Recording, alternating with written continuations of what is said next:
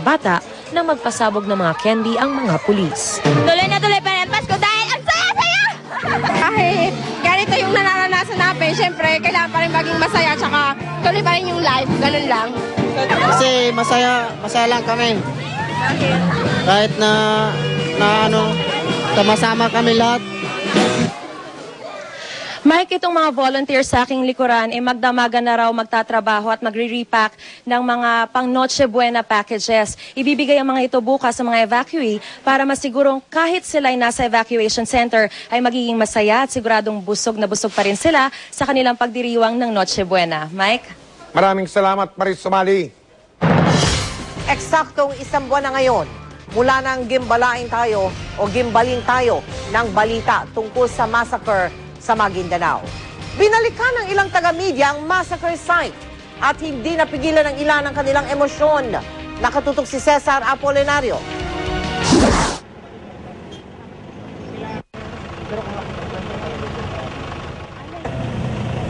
Isa lang ang daan papunta sa massacre site sa munisipalidad ng Ampatuan sa Maguindanao. Delikado pa rin ayon sa mga otoridad kaya kinailangang samahan ng grupo ng mga media men na pupunta roon. Pagdating sa site, ramdam ang lungkot sa kapwa ko media, partikular ang mga kakatapak pa lang sa lupa kung saan ibinaon ang mahigit 50 biktima ng massacre. 30 rito taga-media, may isa pang nawawala na pinaniniwalaang nakabaon pa sa lupa.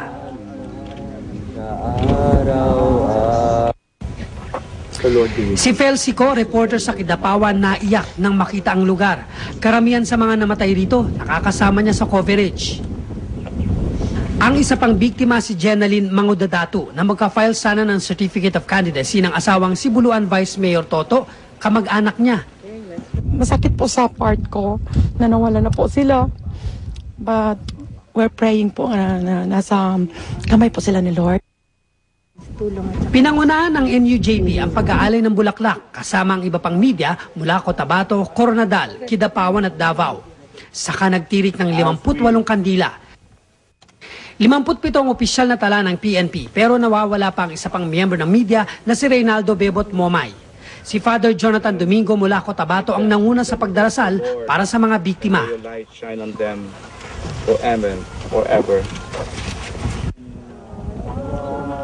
Tahimik ang lugar kaya naman mas nakapanghingilabot na marinig ang katahimikan habang naroon kami sa site. Ang mga miyembro ng NUJP hindi raw titigil hanggat hindi nakakamit ng mga biktima ang hustisya. Ang gusto natin ilagay lagi sa focus ng mamamayan, ng publiko yung nangyari at huwag siyang kakalimutan kahit ano pa yung dumating na issue tulad ng eleksyon. Maya-maya pa nag-alay kami ng kanta para sa mga biktima. Dito na mas naging emosyonal ang mga kapwa ko reporter. Tayong lahat ay may pananagutan sa isa't isa. Isang buwan ang nakaraan matapos ang malagim na krimen. Habang gumugulong ang hustisya, may hiling ang mga taga-media. Dapat may hustisya ngayon, lalong-lalo na sa media. Kailangan ang tama dapat ipairal at saka walang favor-favor kung saan ka na. Mula sa Maguindanao, Cesar Apolinario, nakatutok 24 oras. Sususpindihin ang mga operasyon ng militar kontra sa New People's Army o NPA. Inaprubahan ni Pangulong Arroyo ang rekomendasyon ng hukbong sandataan na magpatupad ng tigil putukan. Magsisimula hating gabi Disyembre 24 hanggang hating gabi ng Disyembre 26. Pati na rin sa hating gabi ng Disyembre 31 hanggang hating gabi ng Enero 1. Kasabay nito, umapila si Executive Secretary Eduardo Ermita sa NPA na igalang ang tigil putukan ng pamahalaan at ang pagdiriwang ng Kapaskuhan. Nakakatuwa ang ipinapadalang balikbayan box ng isang mag-asawang OFW sa Amerika. Ang laman nito ay mga pamasko para sa mga bata sa pinanggalingan nilang barangay sa Tarlac. Nakatutok si Cara David. Mahigit 10 taon na sa Las Vegas ang mag-asawang Ed at Len Ayuste. Tuwing Pasko, tulad ng ibang OFW, nagpapadala sila ng balikbayan box sa Pilipinas. Pero kung ang iba para lang sa pamilya ang mga regalo, ang mag-asawang Ayuste para sa isang buong barangay ang aginaldo. Ito lang ang libangan namin dito sa Las Vegas. Talaga, ito lang talaga. Hindi naman kami nagsusugal. Wala. Hindi mag-shopping yung misis ko para sa mga kabataan, mga bata.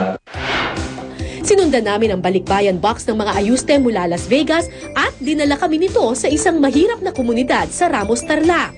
Sila ang mga batang ilang taon nang tinutulungan ng mag-asawa. Kahit malayo daw kasi sila sa Pilipinas, hindi nila nakakalimutan ang kanilang pinanggalingan. The best thing talaga, tumulong sa kapwa. tumulong sa kapwa. Para sa kanilang lahat yan, sa inyo, everything for you guys.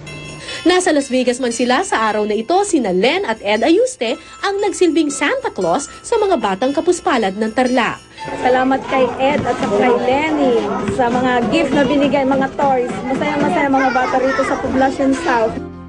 Gaano man sila kalayo sa ating bayan, pakiramdam ng mga taga-Tarlac nasa Pilipinas na rin ang mag-asawang Ed at Len. Salamat sa balikbayan box na kanilang dala.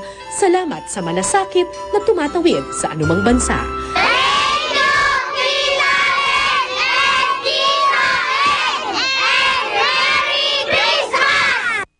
Cara David, Nakatutok, 24 Oras.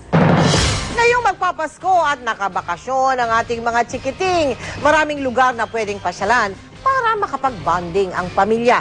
Nakatutok si Joseph Morong live mula sa Pasay. Joseph!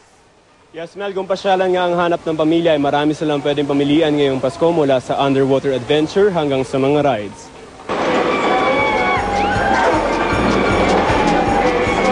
Adventure at family time ba ang hanap nyo ngayong Pasko? Sa Star City sa Pasay, siguradong mapapasigaw kayo habang tila inihahagis kayo sa Star Flyer. Kung snow ang trip nyo sa Snow World, para ka na rin nasa Amerika. Pwede pa kayo magbatuhan ng snow.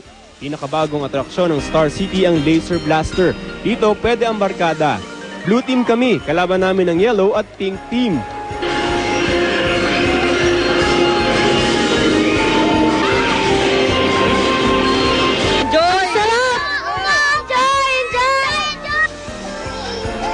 Sa mga maliliit na bata, pwede silang sumakay dito, hila-hila ng mga cute na stuffed toys. Sa pampamilyang gimikan ngayong Pasko ang Manila Ocean Park sa Maynila rin. Para sa darating na Pasko, pwedeng pumunta ang buong pamilya dito sa Manila Ocean Park para maka-enjoy ang isang underwater adventure. Dito, mamamangha ka sa dami ng isdang makikita mo. Para ngayong Pasko, meron pa silang mermaid show.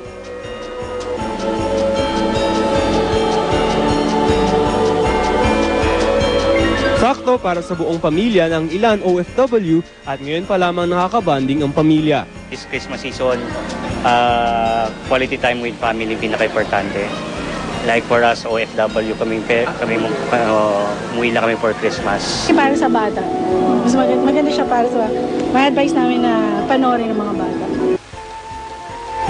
Iba raw talaga ang Pasko sa Pinas, kaya ang mga Jamaicans na ito na nagtatrabaho sa Japan, mas piniling sa Pilipinas magdiwang ng Pasko. Because it will remind us of our country, Jamaica, because it's usually nice and warm and it's an island, it's tropical, and it's close enough to where we're at now, we're in Japan now. Maligayang Pasko! Mel, sa mga gustong humabol ay posibleng umabot daw na hanggang alas 12 ng hating gabi itong operasyon ng Star City. Depende na yan sa dami ng tao na darating ngayong magdamag. Mel? Maraming salamat sa iyo, Joseph Morong. Susunod! Pagbakan ni Manny Pacquiao at Floyd Mayweather Jr. hindi na raw tuloy. Ano kaya ang dahilan? Ilang mga sikat na mga personalidad, paano kaya magdiriwang ng Pasko? Marian Rivera may reaksyon sa pag-alis ni Mark Anthony Fernandez sa Darna. At ang paboritong kanta at sayaw sa mga Christmas party, mapapanood natin sa pagpapatuloy ng 24 oras na may live na kuha sa Green Hills San Juan. Naku po ang mga tao. Yan ang tinatawag na last minute shopping ngayong Pasko ng 2009. Ito naman ang live na kuha ng 24 oras mga kapuso sa Araneta Center Bus Terminal Cubao sa Quezon City. Tuloy ang pagdating ng mga pasahero. Karamihan po dyan mga nagtrabaho pa ng buong araw ngayon pong ika-23 ng Disyembre. At ngayon, oras na ng pag-uwi nila para makapiling nila ang mga mahal nila sa buhay. Pasko na mga kapuso!